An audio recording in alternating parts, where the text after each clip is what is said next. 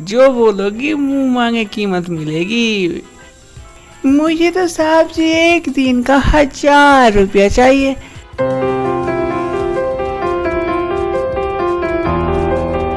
सोनू, पता है आज मैंने एक काम वाली को बुलाया है। वो बगल वाले घर में काम करती थी ना, तो मैंने उसी वर्मा जी को बोला कि आपके घर में जो काम वाली है उसे मेरे घर भेज देना।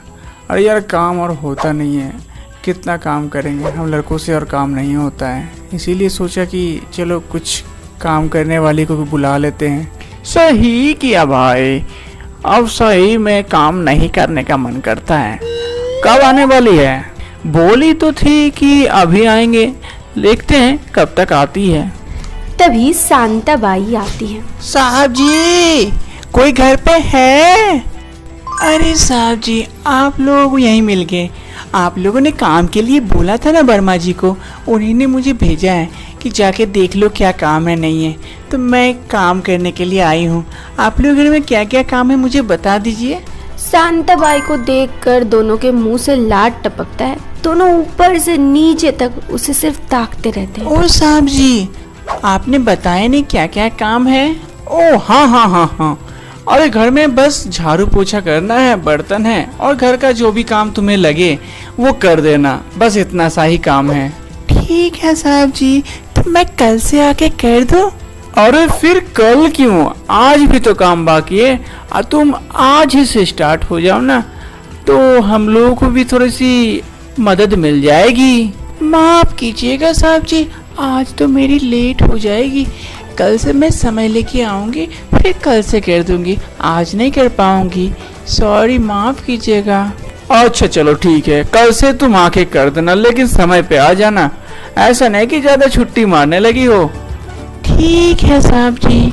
फिर बातें करने के बाद शांता बाई वहाँ से वापस चली जाती है और ये लड़के सोचते हैं, भाई क्या माल थी, एकदम नई नवेली शादीशुदा, एकदम झक्कास माल। तो कहाँ से लाया बे? एक दिन मैंने देख लिया था उसके घर काम करते हुए, मैंने सोचा कि चल उसी से काम करवाते हैं, हम लोग का भी मन लगा रहेगा। ऐसे बैठे बैठे बोर होते हैं तो अपनी आंखें सेक लिया करेंगे। एकदम झक्कास काम किया है भाई, मैं तो बहुत खुश हूँ। मैं तो इंतजार कर रहा हूँ भाई, कल कब होए।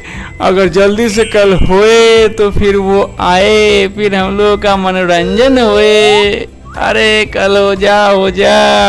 फिर दूसरे दिन शांता बाई आती है और घर पर झाड़ू लगा रही होती है। तो वो दोनों लड़के उसे ताकते रहते हैं और फिर उससे जाकर कहते हैं, क्या बात है शांता भाई, आज तो तुम कमाल की लग रही हो।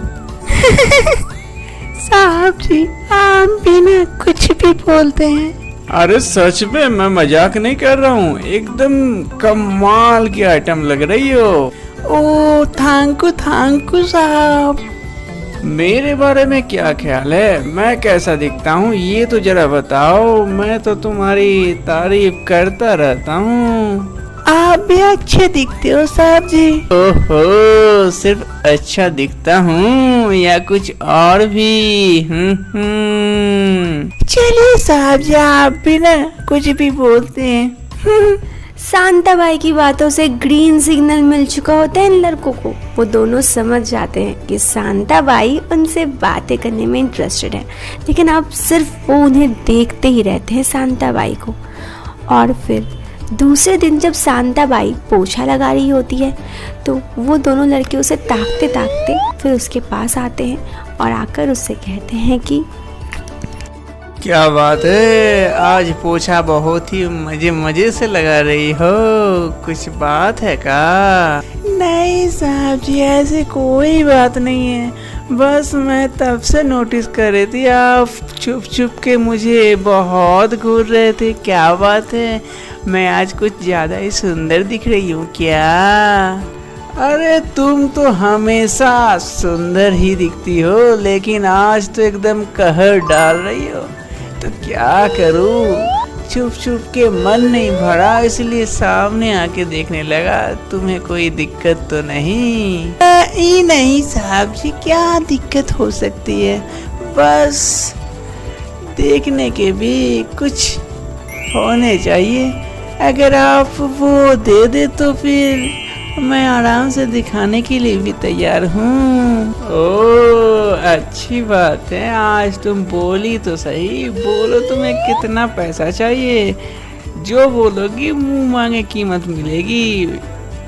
मुझे तो साहब जी एक दिन का 1000 रुपया चाहिए, और अगर आप दे सकते हैं तो बोलिए, वरना छोड़िए। चल ठीक है, 1000 क्या 2000 भी दूंगा, बस मुझे खुश कर देना। फिर बाद में ऐसा वैसा बात नहीं होना चाहिए कि नहीं साहब जी मैं ऐसा वैसा कुछ नहीं करती। अगर मंजूर है तो कमरे में आ जाना, बस और क्या चाहिए। ठीक है साहब जी, आप चलिए, मैं आती हूँ थोड़ा सा तैयार होके, ताकि दिखने में भी खूब लगूं। उस लड़की के वहाँ से चले जाने के बाद इधर शांताबाई सोचती है उसे क्या करना चाहिए। उसे मुंह मांगे पैसे भी मिल रहे थे, उसकी लाइफ के सारे शौक पूरे जाएंगे।